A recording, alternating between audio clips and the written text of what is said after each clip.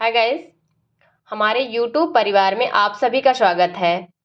आज हम आप लोगों को 2021 में होने वाले ऑनलाइन पेपर के कुछ सॉल्यूशन देंगे जो 16 दिसंबर से स्टार्ट हुआ था और हम फर्स्ट पेपर को आज सॉल्व करवाएंगे और आप लोग भी साथ ही साथ देखते चलेंगे कि कौन सा ऑप्शन आपके अकॉर्डिंग सही है।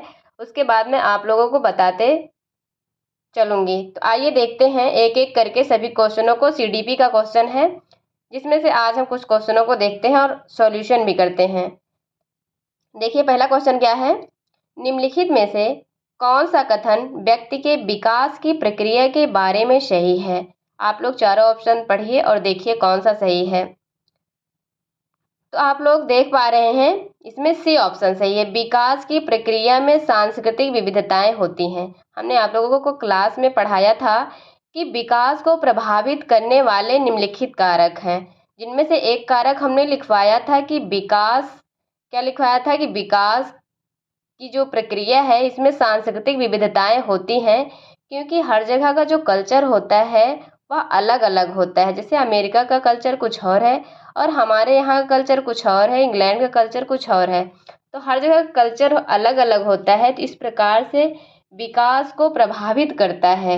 इसमें से सी ऑप्शन सही है। दूसरा देखिए, निम्न में से कौन सा प्रश्न बच्चों में विवेचनात्मक चिंतन को बढ़ावा देने का उदाहरण है।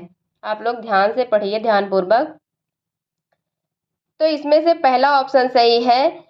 देखिए जो कह रहा है विवेचनात्मक, यानी कि अभिसारी चिंतन नहीं। आप अभिसारी चिंतन और अपसारी चिंतन पढ़ रखे हैं। जो अभिसारी चिंतन होता है उसमें एक ही बिंदु होता है, जिसमें एक बिंदु हो, जिसका एक केंद्र हो, उसे अभिसारी चिंतन कहते हैं। लेकिन जिसके एक से अधिक केंद्र हो, जिसे विकेंद्रीकरण कहा जाता है, जिसे अपसारी या फिर डाइवर्जेंट थिंकिंग कहा जाता है। तो पहले ऑप्शन से आप पकड़ पा रहे हैं कि पता करो कि तटीय इलाके में रहने वाले लोग क्या खाते हैं और क्यों। इस प्रकार से ये वाला ऑप्शन यहाँ पर सही है। तीसरा क्वेश्चन क्या है, विकास का चरणीय सिद्धांत निम्नलिखित नियमों में से किस पर स्पष्ट रूप से जोर देता है। देखिए इस क्वेश्चन को थोड़ा ध्यान से पढ़िए। क्या करें, विकास का चरणीय सिद्धांत, आप लोग को हम पढ़ाए थे कि विकास का सिद्धांत, विकास के सिद्धांत में हमने पढ़ाया था कि विकास का सिद्धांत एक निरंतरता का भी सिद्धांत है। लेकिन यहाँ पर देखिए क्या लिखा है, विकास का चरणीय। जहाँ पर चरण आ जाए, अवस्था आ जाए, हम वहाँ तुरंत पियाजे को याद करेंगे, क्योंकि पियाजे ने क्या दिया है, विकास की 4 अवस्थाओं का वर्णन किया है। जिसमें से पहली अवस्था क्या है, देखिए हमने यहाँ पर स्पष्ट रूप से लिखा है कि यह क्या है, जैसा कि हमें पियाजे से ज्ञात है, जिन्होंने चरणीय सिद्धांत या फिर अवस्थाओं का सिद्धांत दिया है। पियाजे ने क्या बताया है, 4 चरण दिया है। पहला क्या है, संवेदी गामक अवस्था, जो सेंसरी मोटर है, 0 से 2 वर्ष या जन्म से 2 वर्ष। दूसरा क्या है, पूर्व संक्रियात्मक अवस्था, जो 2 से 7 वर्ष है। तीसरा ऑप्शन है कि मतलब तीसरा चरण क्या है इनका, संक्रियात्मक, जो कॉन्क्रीट है, 7 से 11 वर्ष है। तो इस प्रकार से यदि ऐसा ऑप्शन आपके पास देता है तब आप लोग क्या करेंगे, यहाँ पर पियाजे ने बताया है, कुछ लोग यहाँ पे पहला ऑप्शन टिक कर रहे होंगे क्योंकि वो ध्यान से क्वेश्चन को नहीं पढ़े। क्यों नहीं पढ़े, क्योंकि यहाँ पर चरणीय कह दिया गया है। अगर ये कहता कि विकास का सिद्धांत निम्नलिखित नियमों में से किस पर जोर देता है, चरणीय ना होता, जो स्टेज दिया है अगर यह ना होता तो हम पहला ऑप्शन टिक कर सकते थे, किंतु यहाँ पर चरणीय दे दिया गया है। और चरणीय अगर कहा है, स्टेज कहा है, तो इसका मतलब यह है कि इसे पियाजे ने कहा है कि जो विकास की गति होती है, जो विकास होता है, उसकी प्रक्रिया कैसी होती है, डिसकंटिन्यूअस होती है, यानी कि अनिरंतरता का अनुकरण करती है। और हम सभी क्या जानते हैं कि विकास की गति कभी न रुकने वाली है, बल्कि इसकी गति में क्या होती है, असमान होती है, कभी स्लो हो जाती है तो कभी फास्ट हो जाती है।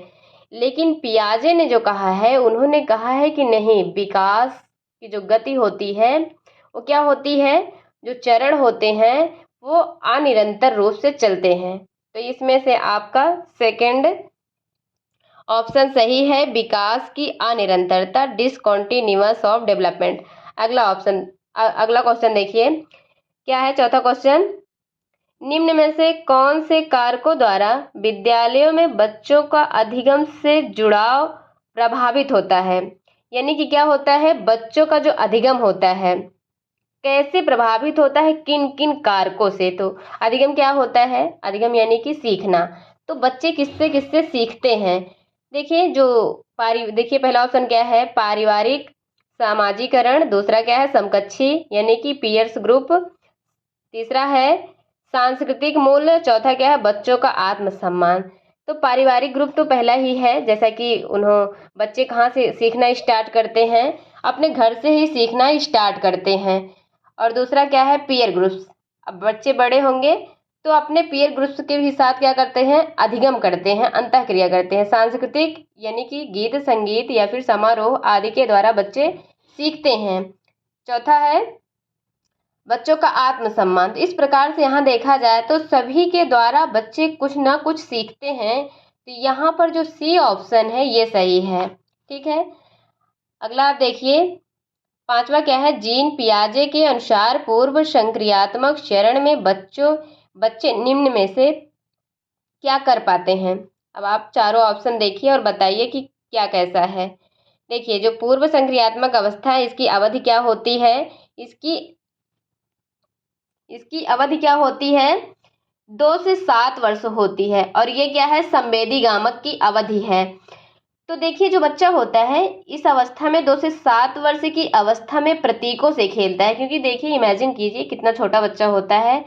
मान लीजिए 2 से 7 वर्ष का बच्चा है, वह क्या कहते हैं, उसको यदि हम कह दें कि 9 गुणे 5 तो वो नहीं कर पाएगा। और यदि उसको हम कह दें कि 5 गुणे अगर 9 कह दें तो वो कर लेगा, क्योंकि वो जानता है उसको 5 का पहाड़ा आता है, लेकिन उसको वो जानता है कि मुझे 9 का टेबल नहीं आता है। इस प्रकार से रिवर्सिबल नहीं कर पाता है।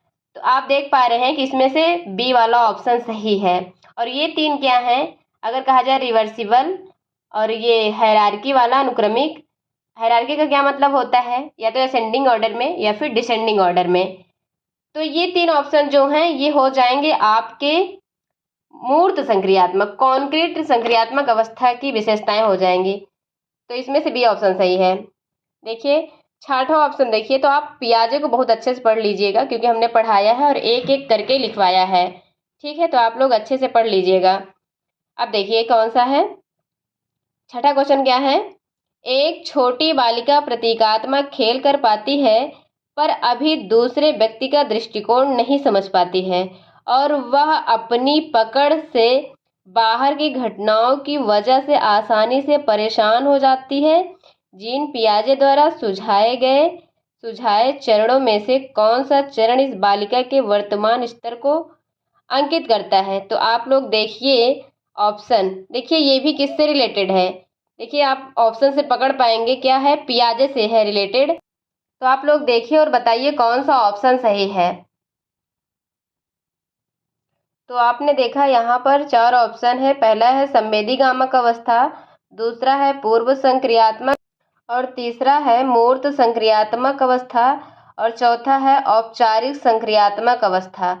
तो क्या कह रहा है, प्रतीकात्मक खेल, मतलब प्रतीकात्मक, तो बच्चे प्रतीकात्मक खेल पूर्व संक्रियात्मक अवस्था में कर पाते हैं। तो यहाँ पर बी ऑप्शन सही है। देखिए पूर्व ये संवेदी गामक जो है यहाँ पर तो बच्चा 2 वर्ष का है मात्र, यहाँ पर तो कोई प्रतीक नहीं खेल पाएगा। लेकिन जब बच्चा 2 से 7 वर्ष का हो जाता है तो देखिए ABCD में जो होता है, A for apple, B for ball, C for cat, वो प्रतीकों से खेल पाता है, प्रतीकों से क्या कर पाता है, लेकिन दूसरे के दृष्टिकोण को भी समझने में वह अच्छा में नहीं समझ सकता है। तो प्रतीक से तो खेल सकता है कि हाँ ये डॉग बना है, ये क्या बना है, एलिफेंट बना है, एप्पल बना है, बॉल बना है। इस प्रकार से प्रतीकों के द्वारा वो सीख पाता है, किंतु दूसरों के दृष्टिकोण को भी समझने में सक्षम नहीं। तो आपने देखा यहाँ पर कौन सा ऑप्शन सही है, पूर्व संक्रियात्मक अवस्था, जिसकी अवधि क्या हमने बताया 2 से 7 वर्ष। आइए अब अगले क्वेश्चन को देखते हैं।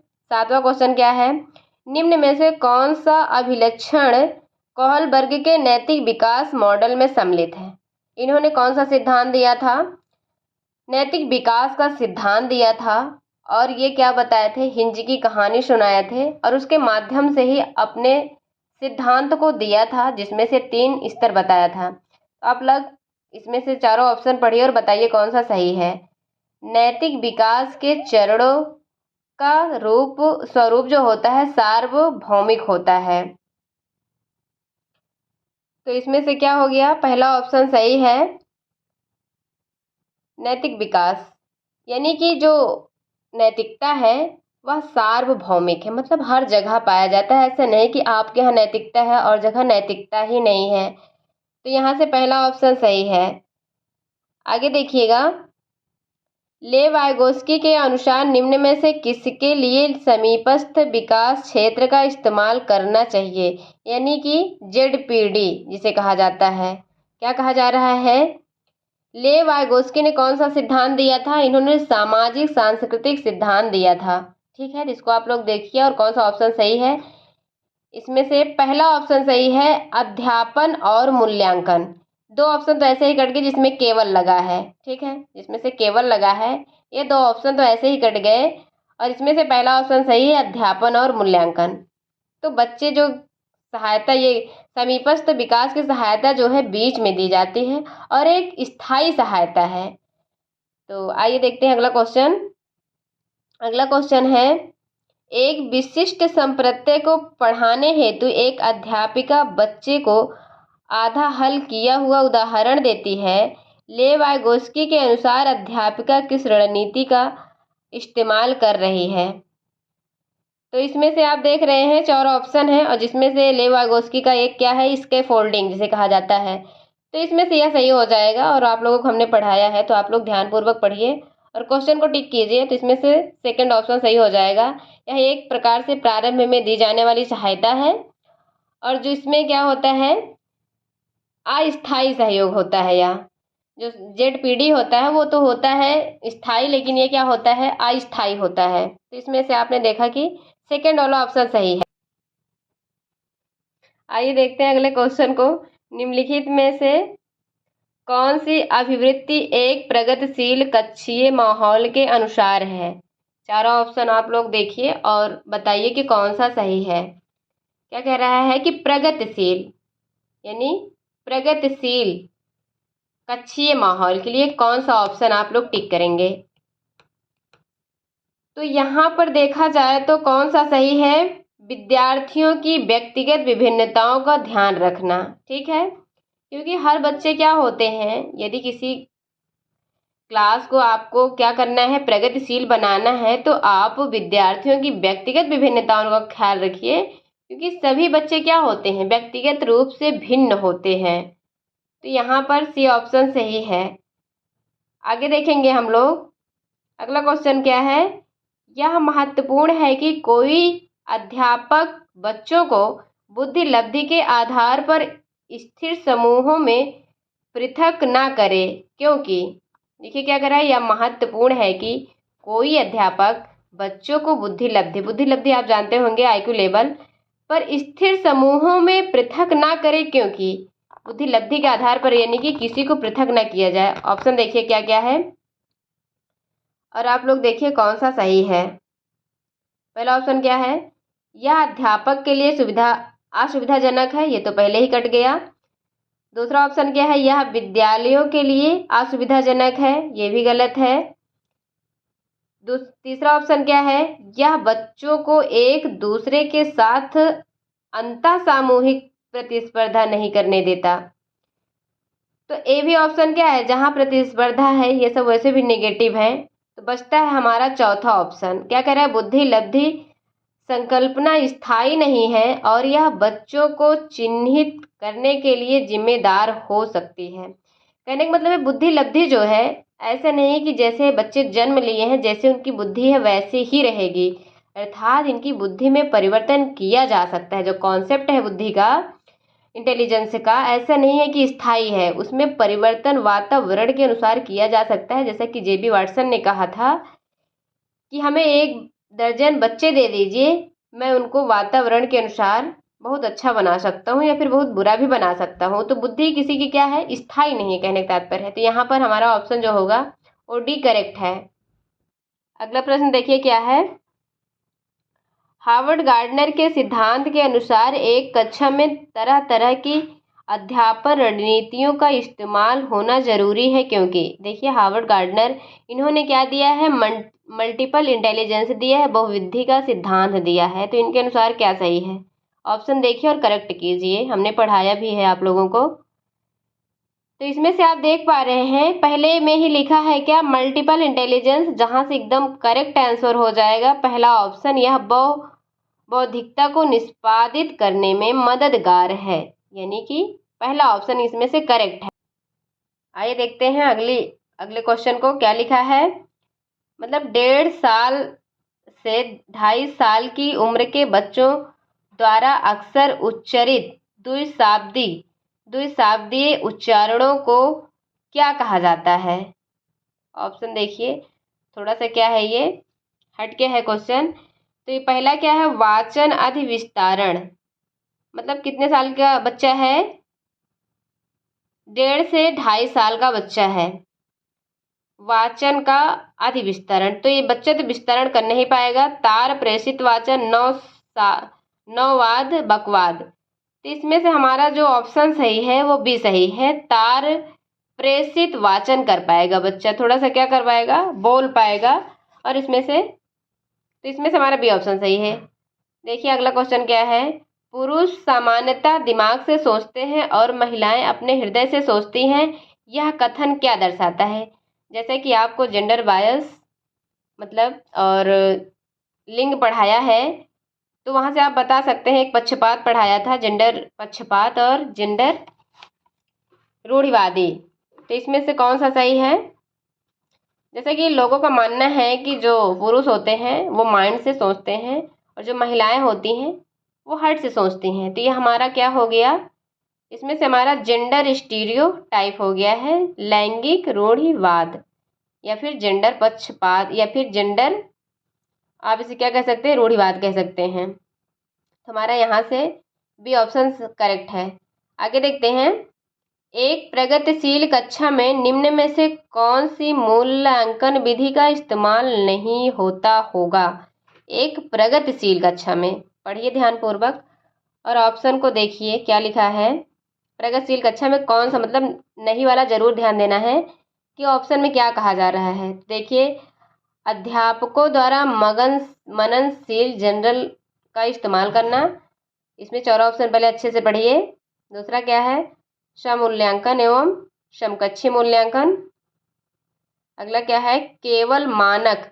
देखिए पहले ऑप्शन मिल गया, जैसे ही केवल मानक निर्देशित और नहीं वाला क्वेश्चन भी पूछा है, तो केवल वाला देखा जाए तो की वर्ड भी है, किसी भी क्वेश्चन में यदि आपको मिलता है केवल, तो आप उसे पहले ही हटा देंगे। तो यहाँ पर हमारा सी ऑप्शन सही हो जाएगा, जहाँ पे कुछ सोचने विचारने की ज़रूरत ही नहीं है। ठीक है, तो यहाँ पर सी ऑप्शन सही है।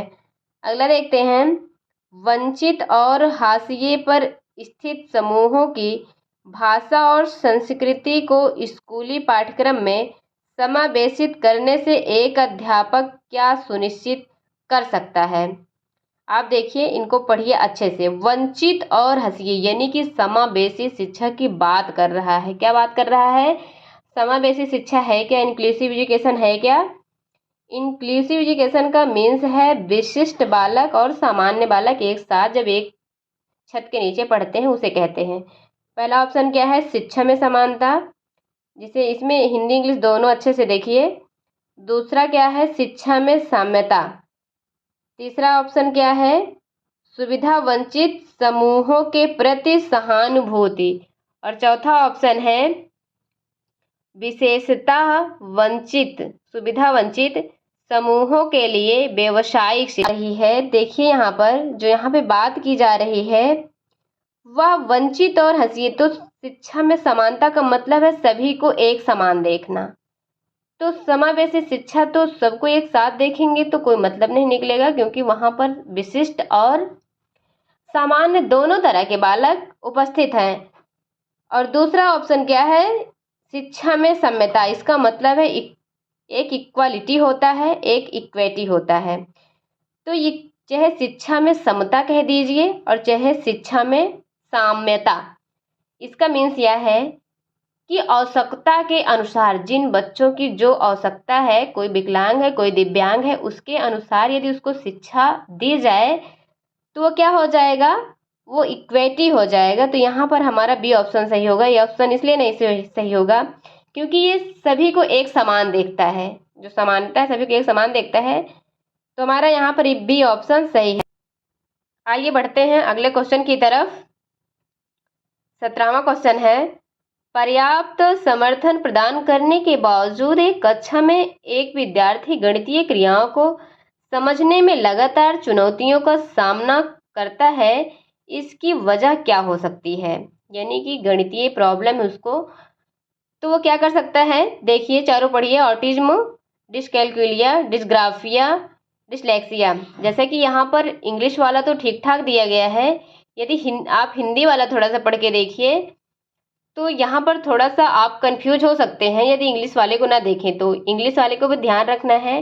तो ऑनलाइन पेपर में क्या होता है, या तो इंग्लिश वाला दिखाता है या फिर हिंदी वाला दिखाता है। तो आपको वहाँ पर जिस भी क्वेश्चन में डाउट लगे, जो हिंदी जिसकी ना समझ में आए, तो आप इंग्लिश वाला प्लीज़ देख लीजिएगा, समझ में आ जाएगा। तो यहाँ पर देखिए हमने पढ़ाया था आपको अधिगम अक्षमता। तो देखिए जिसमें गणितीय प्रॉब्लम होती है उसे डिसकैलकुलिया कहा जाता है, लेकिन यदि यहाँ पे कहा जाए गणितीय वैकल्य तो यहाँ पे थोड़ा सा समझने में क्या हो जाएगी, प्रॉब्लम होगी। किंतु इंग्लिश से एकदम स्पष्ट है, तो यहाँ पर हमारा बी ऑप्शन करेक्ट है। अगला ऑप्शन देखिए, अगला क्वेश्चन क्या है, एक समावेशी संस्था में एक श्रव्य बाधित विद्यार्थी की शिक्षा हेतु निम्न में से कौन सी रणनीति प्रभावी नहीं होगी। यानी कि कैसा बच्चा है, श्रव्य बाधित, यानी कि सुन नहीं पाता है। तो आप किस विधि का प्रयोग करेंगे जो प्रभावी होगी, और कौन सी विधि का प्रयोग करेंगे जो अप्रभावी होगी। तो आप देखिए ऐसा कौन सा ऑप्शन आप चुनते हैं। चारों ऑप्शन देखिए और बताइए। पहला है वीडियो चलचित्र के प्रदर्शन से उपशीर्षकों का इस्तेमाल। दूसरा क्या है, पढ़ाते हुए अभिव्यक्ति शारीरिक गतिविधियों और संकेतों का इस्तेमाल। तीसरा ऑप्शन है मौखिक संप्रेषण के साथ साथ शाब्दिक चित्रित संप्रेषण का इस्तेमाल। और चौथा ऑप्शन है संप्रेषण हेतु मुख्यतः मौखिक माध्यम पर ही आश्रित रहना। देखिए जिस पर इतना जोर दिया गया हो, माध्यम, मौखिक। अब बच्चा क्या कहता है, बच्चा तो श्रव्य बाधित है, सुन ही नहीं सकता है, और उसके सामने आप वो भी कह रहे हैं संप्रेषण हेतु मुख्यतः मौखिक माध्यम। वो सुन नहीं सकता, तो यही वाला क्या हो जाएगा, ये प्रभावी नहीं होगा, बच्चा सुन नहीं पाएगा। तो यहाँ पर डी ऑप्शन करेक्ट हो जाएगा, क्योंकि बच्चा क्या है, बच्चा सुन नहीं सकता है और मौखिक चीज़ें वो नहीं सीख सकता है। तो यहाँ पर हमारा ऑप्शन हो जाएगा डी वाला। तो आज हमने आप लोगों को 18 क्वेश्चन करवाए हैं, इसके आगे के क्लास हम कल करवाएंगे। तो आप लोग इसको पूरा देखिए, और कौन कौन सा आप सही कर पाते हैं, कितना सही कर पा रहे हैं, आप एक एक करके देखिए। ऐसे हम और भी पेपर लाएंगे। तो 18 तक आज करवाए हैं, इसके बाद हम नेक्स्ट करेंगे, 19 से स्टार्ट करेंगे, और पूरा एक एक पेपर हम आप लोगों को पेपर के पहले पहले करवा देंगे। तो आप मेरे चैनल को सब्सक्राइब कर लीजिए, ताकि जब भी हम आपको यह प्रीवियस ईयर करवाएं आपके पास नोटिफिकेशन पहुंच जाए। Thank you classes.